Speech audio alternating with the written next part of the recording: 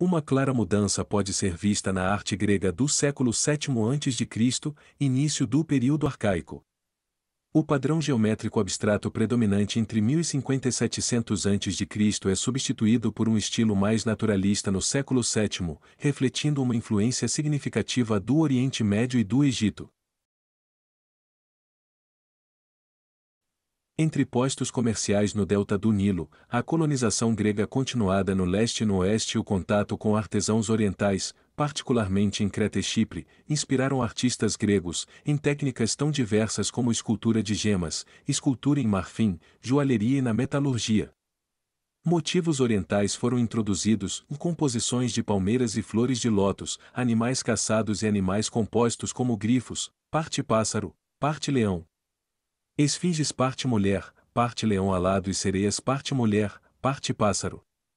Um desapego a questões religiosas dentro da arte, enquanto os egípcios, em suas artes contavam histórias e adoravam deuses antroposomorfos, aparentemente os gregos não adoravam essas imagens sendo elas apenas adornos para histórias de Nix e Érabo ou para as histórias da criação no caos o amor, e a sua forma de Eros criando seus filhos e filhas de Gaia e Urano, os titãs eram Oceano, Crio, Céus, Hiperião, Jápeto e Cronos. As titânides, Teia, Reia, Temis, Mnemosina, Febe e Tétis. Mas isso estou especulando. E logo depois de todos esses titãs e titânides, para em seguida vir a ascensão de Zeus. Ou seja, Ciclopes e os gigantes de 100 braços eram os únicos diferentões nessa história. Também queria lembrar que nessa história aqui, você poderia deixar seu like. Muito obrigado. Os artistas gregos foram rápidos em assimilar estilos e motivos estrangeiros em novas representações de seus próprios mitos e costumes, lançando assim as bases da arte grega arcaica e clássica. O mundo grego dos séculos VII e VI a.C. consistia em numerosas cidades-estados autônomas ou polis separadas por montanhas e pelo mar. Os assentamentos gregos se estendiam da costa da Ásia Menor e das ilhas do Mar Egeu até a Grécia continental, Sicília, norte da África e até a Espanha. À medida que cresciam em riqueza e poder, as polis costeiras da Ásia Menor e ilhas vizinhas competiam para construir santuários com enormes templos de pedra. A poesia, o principal meio literário do período, alcançou novos patamares nas obras de poetas notáveis como Arquíloco de Paros e Safo de Lesbos. Arquíloco de Paros 630-570 a.C. foi um poeta lírico da ilha de Paros, considerado um dos maiores mestres da poesia grega arcaica. Seus poemas são escritos em um estilo cômico antigo e refletem sua visão de vida, amor e morte. Safo de Lesbos século VI a.C., também conhecida por seu nome poético Alcmena, foi uma célebre poetisa lírica de Mitilene, na ilha de Lesbos. Contatos com centros prósperos como Sardes na Lídia, fundada no século VI a.C. Foi governado pelo lendário rei Croesus, influenciou a arte grega oriental.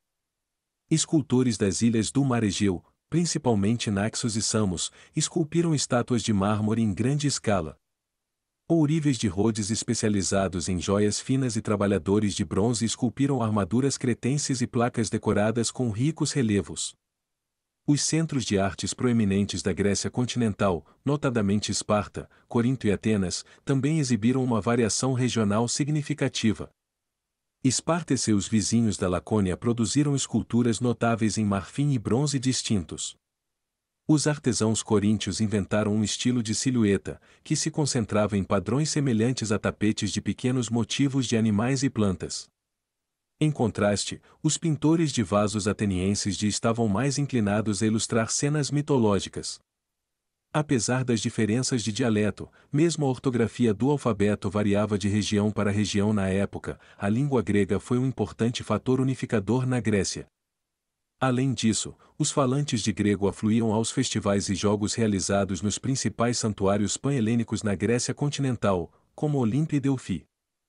As dedicatórias desses santuários incluíam muitas obras das regiões orientais e ocidentais da Grécia.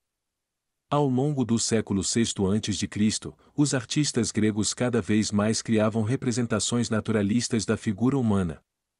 Dois tipos de escultura autônoma em grande escala dominaram esse período: o chorus masculino, ou jovem nu em pé, e o core feminino, ou donzela vestida em pé. Essas grandes estátuas de pedra foram erguidas em santuários e cemitérios fora das muralhas da cidade e serviam como dedicatórias aos deuses ou como lápides. Os aristocratas atenienses costumavam erigir caros monumentos funerários dentro e ao redor da cidade, especialmente para membros da família que morreram jovens.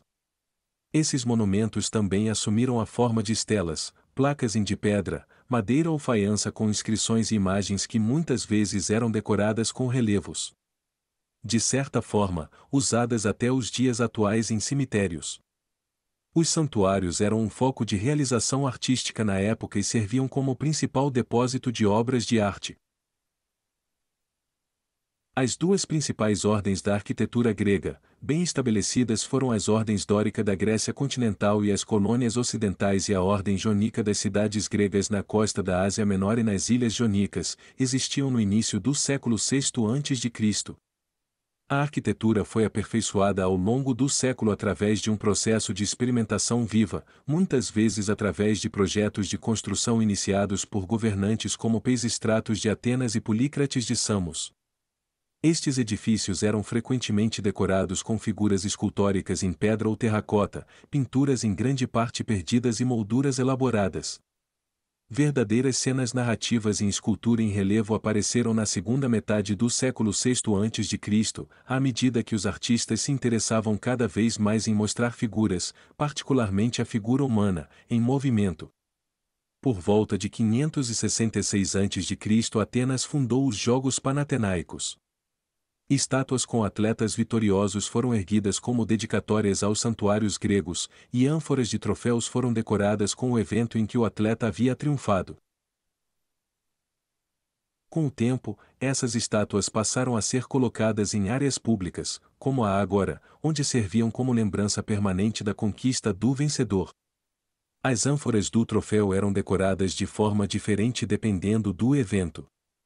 Por exemplo, se um atleta vencesse uma corrida de velocidade, a ânfora seria decorada com cenas da corrida. Se um atleta vencesse uma maratona, a ânfora seria decorada com cenas da própria maratona. A criatividade e a inovação assumiram muitas formas durante o século VI a.C. O mais antigo cientista grego conhecido, Tales de Miletos, demonstrou os ciclos da natureza e previu com sucesso um eclipse solar e os solstícios. Pitágoras de Samos, famoso hoje pelo teorema em geometria que leva seu nome, foi um matemático influente com visão de futuro. Em Atenas, o legislador e poeta Solon instituiu reformas inovadoras e estabeleceu um código de leis escrito. Enquanto isso, os oleiros nativos e estrangeiros dominavam as técnicas coríntias em Atenas. A cerâmica ateniense, também chamada de sóton para a região ao redor de Atenas, a cerâmica de figuras negras dominava o mercado de exportação em toda a região do Mediterrâneo. Pintura de vasos atenienses. Técnicas de figuras pretas e vermelhas da centúria VI a.C. fornecem uma riqueza de iconografia iluminando numerosos aspectos do plantio grego, ritos funerários, alma cotidiana, simpósios, atletismo, guerra, ritos e mitologia. Entre os grandes pintores de vasos áticos de figuras negras: Sofilos, Cleitias, Nearchos, Lidos. Ezequias e o pintor Amaziz experimentaram uma ação de técnicas para transpor as limitações da tela de figuras negras com realce nos contornos e detalhes incisos. O achado da prática das figuras vermelhas, que oferecia maiores oportunidades para o risco e eventualmente suplantou as figuras negras, é convencionalmente datada de cerca de 530 a.C. e é atribuída ao ateliê do ceramista Andoquides. Então é isso. Espero que tenha gostado do assunto e aguardo você no próximo vídeo. Muito obrigado.